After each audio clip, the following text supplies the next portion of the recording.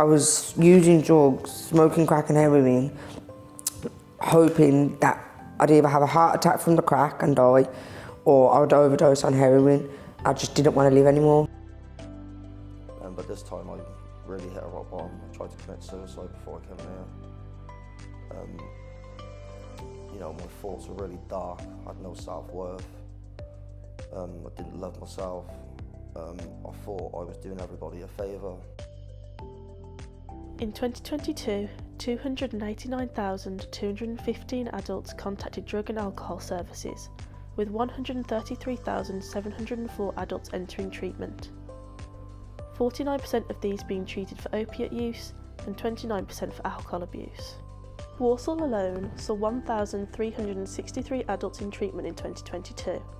At the heart of these treatment centres is Seasons Rehabilitation Centre, which is a rehab at the centre of the community. It's run by ex-addicts who are able to entirely support the residents within. This is the story of 3 residents and 1 staff member who are going to explain the truth behind battling addiction. So my addictive behaviours, they started becoming apparent at the age of 13 when I first experienced cannabis and alcohol. But it was round about then that I fell in love with bad excitement. I become addicted to bad excitement and just chose the wrong path really. Disease. Why? It's an obsessive compulsive disorder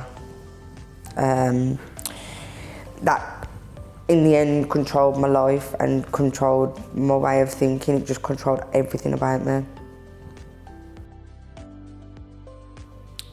So I came through a program called Offender to Rehab, and that's through the West Midlands Police. I did a short stint in prison, so the last 18 months of my active addiction, I was street homeless, and the police wanted to get in touch with me to offer me the opportunity, but they couldn't because they couldn't track me down because I was street homeless. So when I had my first ever stint in prison, which was in September, I believe, I had a legal visit and I thought it was a solicitor. I thought, they've caught me for something else. So I thought that I was going to be rearrested, but I wasn't. It was West Midlands Police offering me this opportunity. But what brought me here was my rock bottom. So my life had become unmanageable. I physically and mentally was exhausted and could not carry on with that life. So the police could have offered me the opportunity, but because I hadn't hit my rock bottom, I wouldn't have taken it. So my rock bottom came and I just took this opportunity with 2 hands, really.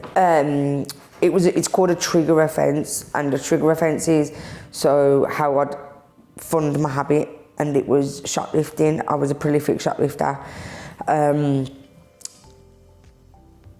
actually spoke to one of the security guards.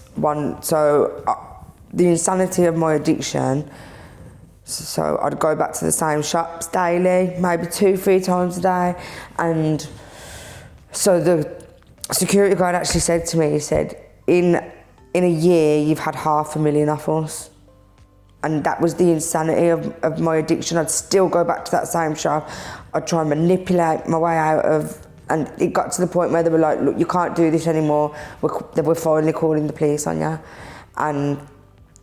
And there was a few other offences that I had a warrant for. And when they finally caught me, that was it. I couldn't blag my way anymore out of court. So do you feel grateful that you did get caught? 100%. Because now you're here. So before I came in here, I had no hope and no faith. Since I've been in here, I do today. And I believe there is someone up there watching over me, because if there wasn't, I'd be dead. And yeah, everything happens for a reason. It was a blessing in disguise. I actually rang my mum from prison. No, my mum was ringing crisis teams because I didn't have a phone. She didn't know where I was. The last time she saw me, I was sleeping outside of a shop. But like, that's her shit, why she didn't like approach me, and that I was sleeping anyway. I probably would have been pissed off if she'd have woke me up. So, yeah, so the crisis team then rang my mum and said, we've located your daughter and she's in Foston Hall prison. And I actually skipped in there. I was thankful I had a bed, a shower, food and medicine to prevent me from withdrawing from heroin. 28 years, and my addiction's just more of anything that will change the way I feel. Yeah, hostage. Because it destroys you, but you get sort of Stockholm syndrome towards it. Even though it's destroying you, it makes you feel uncomfortable. That uncomfortableness becomes comfortable.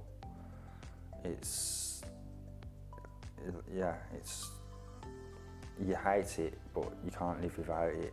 Even though it's destroying you and it's destroying everyone you love around you, you've sort of got a love for it, because at the same time it sort of saves you from all that guilt, shame, pain, remorse that you feel on a daily basis.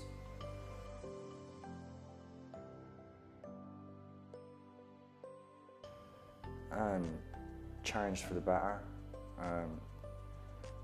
At one point I sort of got stuck in a no man's land of confusion, because on one hand I had my past, all the things I'd done to destroy people and destroy myself, and then coming into a place like this, and once drugs were detoxed out of my system, like, I realised that I ain't all bad. I started to get all that stuff I'd lost in my addiction back, and that's not shiny things, that's the parts of myself I lost through the years, which is, again, self-esteem, confidence, my wit, being able to laugh instead of and being able to make other people laugh. All I'd done all my life was make people cry, and now I can but I ain't gonna, it's painful. I'm able to feel all them emotions and all the pain that I feared my whole life. I'm able to sit with it, and I've learned that I'm not alone.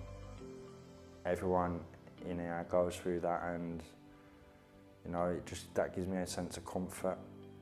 And like, what I've learned in here is the only way I'll keep what I have is by giving it away to others, and by that I mean what I've been learned.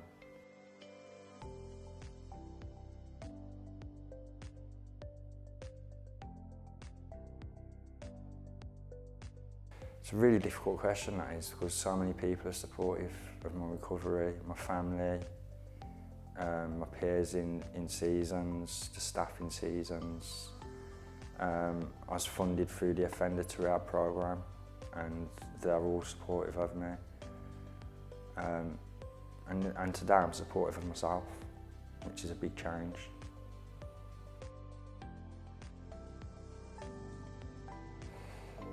You don't wake up one day and think, yeah, I'm going to destroy my life. You know, it's not, I don't believe it's a choice. I think it's a choice to pick up drugs, but some people are more sensitive to pain and emotions. Like, I was always uncomfortable in my own skin. The only thing that give me confidence to be around people is using drugs. It's a lonely, isolated place, and who wants to be like that? I don't know if I'm confusing that a little bit, but I didn't wake up one day and say, fuck it, today's the day I'm going to destroy my life. I was 8 years old when I first picked up a chemical. Cannabis. You know, I didn't wake up at 8 years old and think, no, what, fuck it, I'm going to send my life on a destructive path. I couldn't cope with what was going on, and the only thing that gave me any comfort was drugs.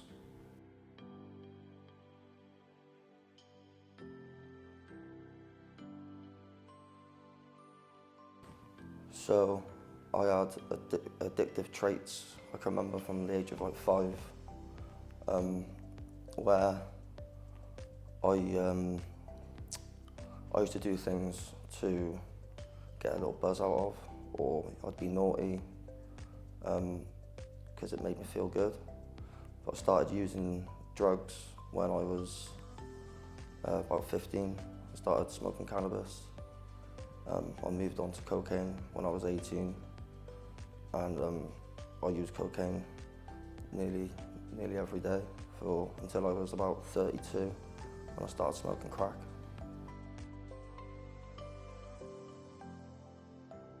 Evil. Why? Because it strips you of everything good in life. It takes away all the love and compassion that you can give.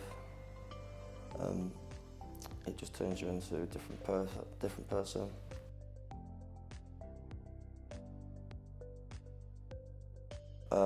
So I hit a rock bottom. This is my 3rd time in treatment. My first went to treatment in 2019 for my cocaine addiction, and you know, deep down I really still wanted to use. I wanted to be clean, but I wanted to use. I didn't feel like I'd had enough. I felt like I had enough before I went in, but then when I got in there and I got a little bit clean, I started putting some weight on, started feeling better about myself. All the thoughts come back, and I didn't share the thoughts that I was having. And yeah, I went out and I used. The second time I went in, it was just to please people around me, my family. But this time I really hit a rock bottom. I tried to commit suicide before I came in here. You know, my thoughts were really dark. I had no self-worth. I didn't love myself. I thought I was doing everybody a favour by not being on the world anymore. Yeah, so I really hit a real bad rock bottom, and I couldn't handle the pain anymore.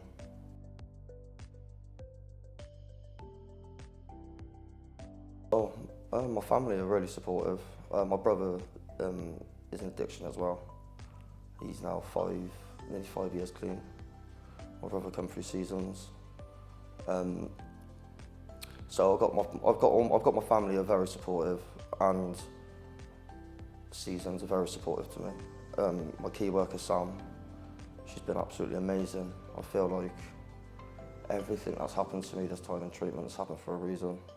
I feel like I've met Sam for this reason, because I really want it this time, and she's helped me more than I've ever thought anybody could.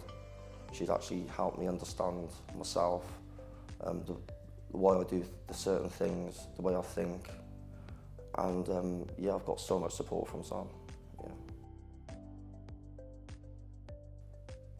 Mentally,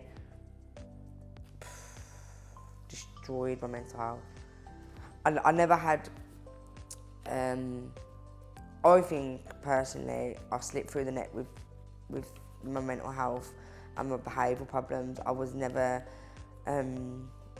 assessed when I was younger, but my mental health today is shocking. I've got no trust, I'm paranoid, psychosis, nightmares, sleep deprivation, because of my overthinking. Like we all know our brain's so powerful, but it's a dangerous place to be on my own in my head. And physically, I started emotionally. Emotionally, I don't know how to cope with my emotions, because for so long I have used drugs on any emotion, and physically my lungs are fucked.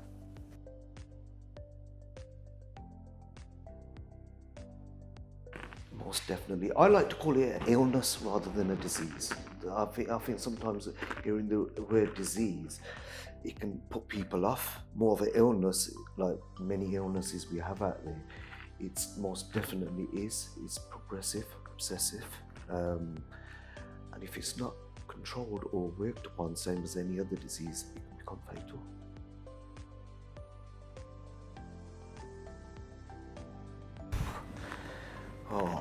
Usually when I get asked that, I usually turn around and say, it's easier for me to talk around what substance I weren't taking.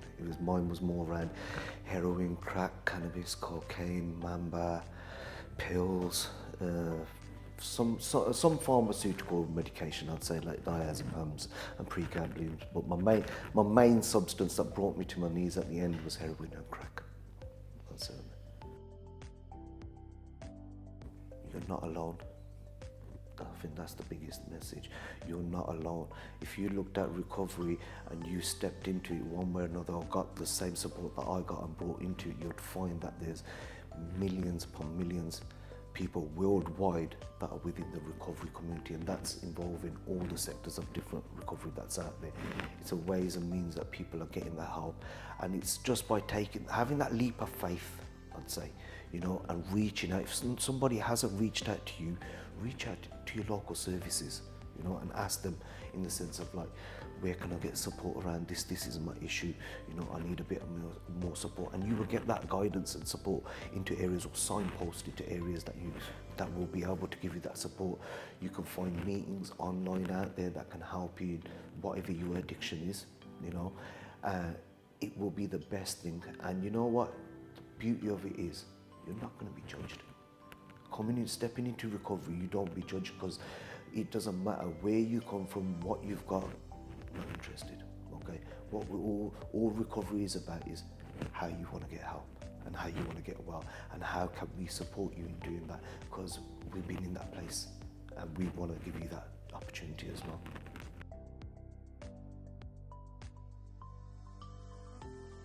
So Seasons Rehabilitation is a treatment process centre. It's a medical detox centre that works with people.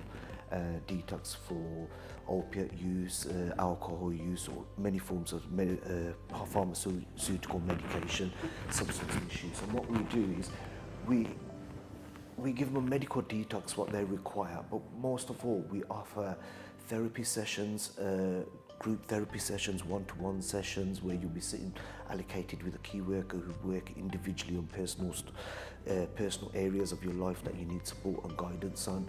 We'll take you in group sessions where you'll be able to speak about your feelings and emotions, and I think that's vital, because people in recovery, I think addiction is formed from your feelings and emotions, not being able to deal with your feelings and emotions. And I think the group therapy sessions allow you to connect with like-minded people in a different way.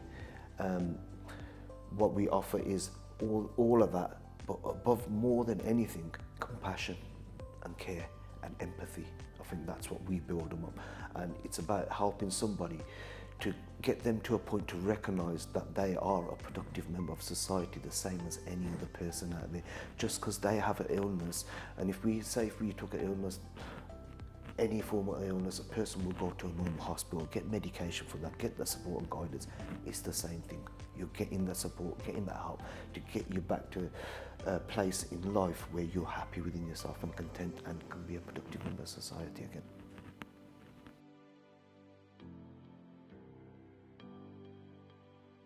I could give it many words, but I think the biggest word that for addiction for me will be painful. Painful, because where it takes you to. Addiction in the form, because it's an illness and how it's progressive and obsessive and how it takes control of you, it's where it takes you to. The life, it takes you into isolation, it separates from your loved ones, it creates all the consequences in your life, illnesses, more illnesses added on to that.